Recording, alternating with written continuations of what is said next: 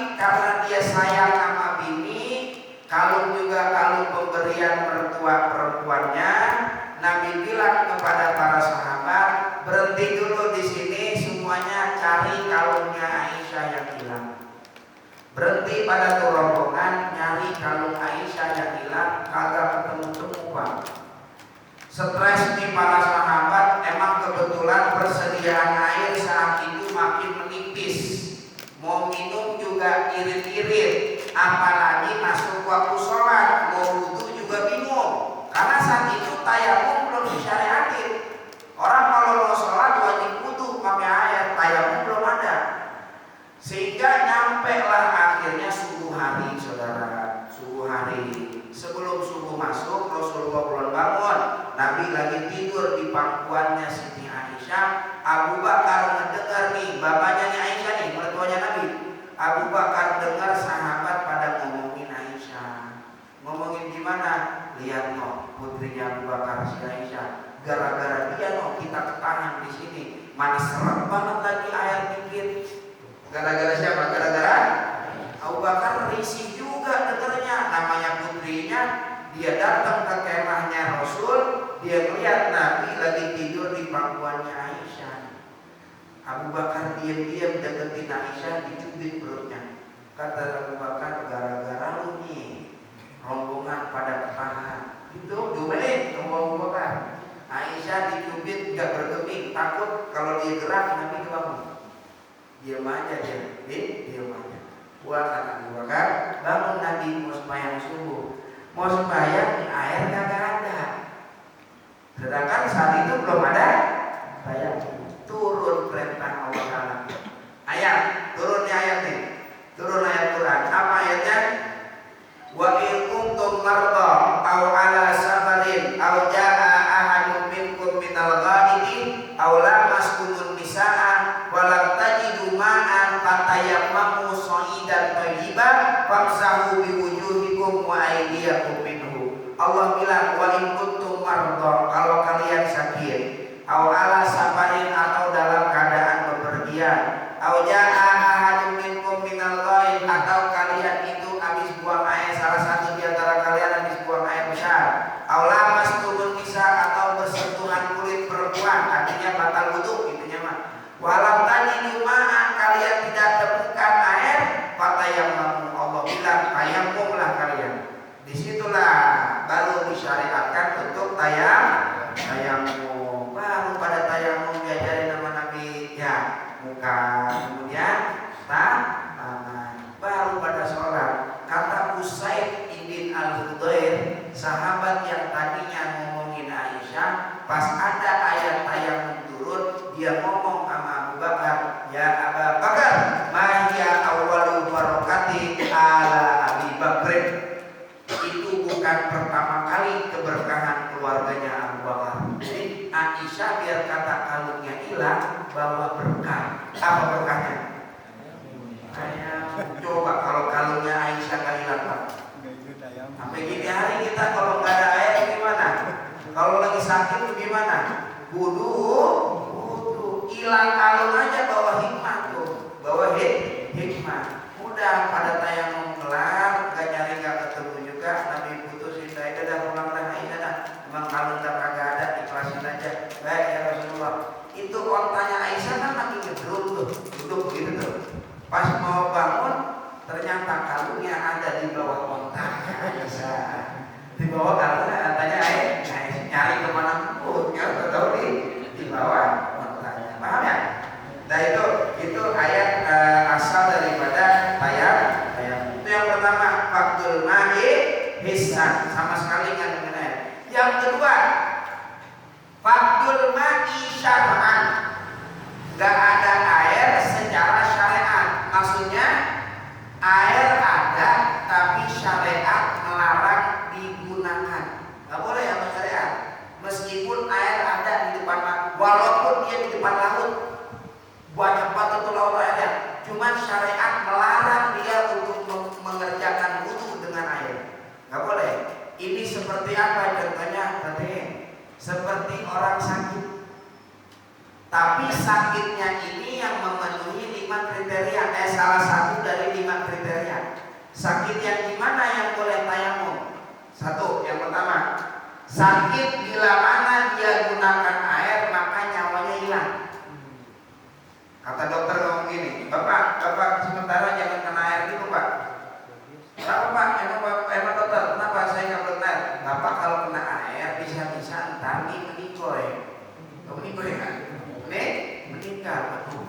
Hilang nyawa. Nah ini boleh, namanya sakit yang dikhawatirkan akan meninggal. Yang kedua, sakit yang bila mana dia menggunakan air akan bertambah rasa sakitnya. Kalau dia pakai, wah ini mah kalau pakai air makin sakit ini. Nah boleh tayamum. Yang ketiga, sakit yang mana bila dia gunakan air akan hilang manfaat anggota tubuhnya. Bapak jangan pakai air dulu. Kenapa emang dok? Kalau saya pakai air, kalau bapak pakai air, mata bapak bisa buta. Aduh, hilang nih manfaat mata. Maka boleh dia tayamum. Contoh ini mah. Yang keempat, sakit yang mana bila dia gunakan air, maka sembuhnya akan lama. Kalau dia pakai air makin lama sembuhnya nih. Boleh tayamum. Yang kelima, sakit yang bila mana dia gunakan air akan nampak bekas yang jelek pada anggota zahirnya dia. Kata ulama gini Pak, anggota zahir itu yang dimaksud anggota yang terlihat saat dia bekerja. Orang kalau normalnya kerja, yang kelihatan tubuhnya dia mana aja? Muka ya.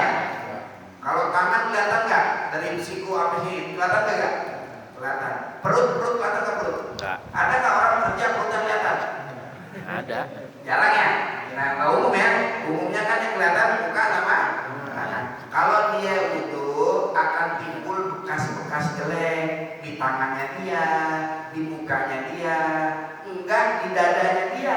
Kalau dada kan tertutup lagi kerja, maka harus pakai air kalau itu. Kalau pada anggota yang zahir, maka dia boleh bertayamum. Ini 5 kriteria sakit yang boleh bertayamum. Kalau cuma sekedar puyeng pati kalau gue mau butuh kayaknya gak enak buat tayamum aja kali. Ada gak 5 yang tadi? Gitu, paham gak? Ada gak 5 yang tadi? Kalau ada salah satunya, maka boleh dia tayamum. Yang kedua, yang dimaksud faktul ma'i syar'an adalah dibutuhkan air tersebut untuk hewan atau makhluk hidup yang dimuliakan agama. Makhluk hidup yang dimuliakan agama maksudnya haram dibunuh, nggak boleh dibunuh. Itu makhluk hidup yang dimuliakan agama. Mana yang makhluk hidup yang dimuliakan agama? Jangan yang itu. Kita batasin yang makhluk hidup yang tidak dimuliakan agama. Berarti ini Pak, jangan sampai anak cucu kita masuk ke dalam enam ini. Makhluk hidup yang tidak dimuliakan agama artinya dibunuh pun boleh. Ada 6. Yang pertama, tarikus sholat. Orang yang nggak pernah sholat, nggak bayar, bunuh. Boleh. Cuman jangan di Indonesia kalau bunuh. Di Indonesia bunuh penjara deh. Ini mah hukum bunuh ini boleh kalau di negara Islam. Jangan akhirnya begini nih, tetangga gua nggak bayar nih, asik nih besok bunuh nih sekalian. Jangan. Tingkat kriminal akhirnya bertambah. Ini kalau di negara Islam. Dan yang ngebunuh juga bukan kita, bukan pemerintah. Kalau itu ada pemerintah imamnya sendiri. Brunei itu negara-negara Islam tuh ya, itu boleh. Kalau kita kan bukan negara Islam, orang kagak sembahyang, jangan kita bunuh, main bunuh aja. Tapi dia nggak dimulai agama tuh. Orang yang tinggal sholat tidak dimuliakan agama. Apalagi yang manfaat dari agamanya dia kalau dia kagak sembahyang. Apa bedanya kalau Kristen? Kalau orang Islam kagak sholat, bayar, sholat. Jangan sampai kagak. Orang kalau dia kagak sholat, saudara, agamanya runtuh. 5 rukun Islam gak ada apa dia. Kalau orang ngerjain sholat, 5 rukun Islam semuanya ada. Orang sholat ada syahadat gak? Ada. Orang sholat ya pasti lagi sholat. Orang sholat ada puasa gak? Ada. Puasa kan kagak boleh makan, gak boleh minum. Orang sholat boleh makan, boleh minum. Zakat, ada nggak sholat zakat? Ada. Zakatnya bukan zakat harta, zakat waktu. Korbanin waktu kita, relain waktu kita, sempetin waktu kita buat sholat. Nggak sempetin di kantor lagi suruh sama atasan dari mulai jam 11 sampai jam 5 sore sholat kagak. Izin bayar sholat nggak lama 5 menit. Haji ada nggak dalam sholat? Ada. Haji kan pergi ke Baitullah, orang sembahyang ada mana? Jadi kalau orang sholat 5 rukun Islam ada nggak sama dia? Ada. Tapi kalau orang nggak kerjain sholat 5-5-nya nggak ada gitu. Runtuh atau begitu? Paham berarti? Ketarik itu sholat. Orang tinggal sholat udah dimulai agama. Pinjam duit, mau jadi pinjemin, dia boleh mati gitu. Duit gua belum makan gua, lumayan kagak usah. Dari mana kan? Agak membayar kagak. Yang kedua, zani muhsan, pezina muhsan. Pezina muhsan itu orang yang udah nikah dan dia berzina, baik berzina dalam keadaan punya bini ataupun bininya udah nggak ada, udah cerai maksudnya. Kalau dia sebelumnya udah pernah nikah, kemudian dia zina, maka ini dinamakan zina muhsan. Ada zina ghairu muhsan. Kalau zina ghairu muhsan sih masih dimulai agama, makanya hukumannya kan cuma cambuk dia, nggak sampai mati. Kalau zina muhsan itu rejam sampai mati.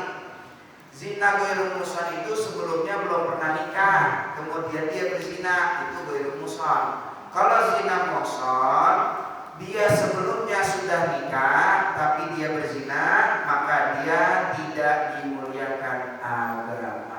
Paham ya? Kemudian yang ketiga, orang yang dari agama nih, murtad. Orang murtad dari agama. Yang keempat, yang dari agama, orang kafir yang memerangi umat Islam, Israel. Ya, kalau dimenangkan ada agama. Yang kelima, anjing galak. Anjing galak, anjing rabies ya. Kalau anjing boyo mah jangan. Kalau anjing boyo nggak, anjing pasar tuh yang kita lewat jadi macam pelawat anjingnya. Nah ini jangan, ini dimulai agama. Anjingnya anjing rabies ini. Anjing polisi juga jangan, karena ada manfaatnya. Yang keenam, khinzir. Apa khinzir? Babi. Mau babi yang lucu ke, mau kagak ke, pokoknya dia nggak dimuliain agama. Tapi babi Anggora nih usah, kali dimuliain agama. Anggora, Persia, Blasteran, namanya babi mah nggak dimuliain agama. Itu 6 yang kagak dimuliain agama. Selain dari 6 tadi, semua dimuliain agama. Bahkan anjing yang gak galak aja agama masih muliain. Di hadis Bukhari itu ada. Sahih Bukhari itu Nabi cerita. Nabi yang cerita nih. Kalau Nabi yang cerita kira-kira dongeng apa bukan? Masa Nabi cerita dongeng? Bukan. Kejadian nyata. Nabi pernah cerita di hadis Sahih Bukhari. Nabi pernah cerita. Dulu ada perempuan lacur. Kerjaannya jual harga diri. Satu hari dia lagi pergi ke sumur melihat ada anjing mau mati karena kehausan. Kehausan. Depan sumur tuh anjing julur-julurin lidahnya, air kagak nyampe-nyampe. Akhirnya anak perempuan amani pelacur, dia buka sepatunya, dia buka kerudungannya jadi tali, dimasukin tuh ke dalam sumur. Diambil air pakai sepatu, dikasih minum anjing. Kelar kasih minum dia mati diampuni sama Allah Ta'ala masuk surga. Padahal hidupnya melacur. Kok bisa? Karena muliain anjing, kasih sayang terhadap anjing. Itu anjing, apalagi umat Nabi Muhammad Shallallahu Alaihi Wasallam. Nah, itu sebab-sebab diperbolehkan untuk tayamum. Titik sampai situ. Untuk 2 minggu selanjutnya kita akan bahas tentang syarat-syarat dan rukun-rukun di dalam tayamum. Sekaligus tidak dibeli nih ya bahasa tadi. Apa tadi? Ini debu ini. Berat apa nih? 1 kilo. Wah, 1 kilo. Debunya 1 kilo. Cemong kita lupa saya. Ya ada apa-apa. Ini ditaruh dulu ya, pegang dulu ya. Dan berarti bagian saya di alam ya. Di alam taruh dulu. Ya, dah cukup mungkin ini saja yang dapat kami sampaikan. Kurang lebihnya mohon maaf. Bila itu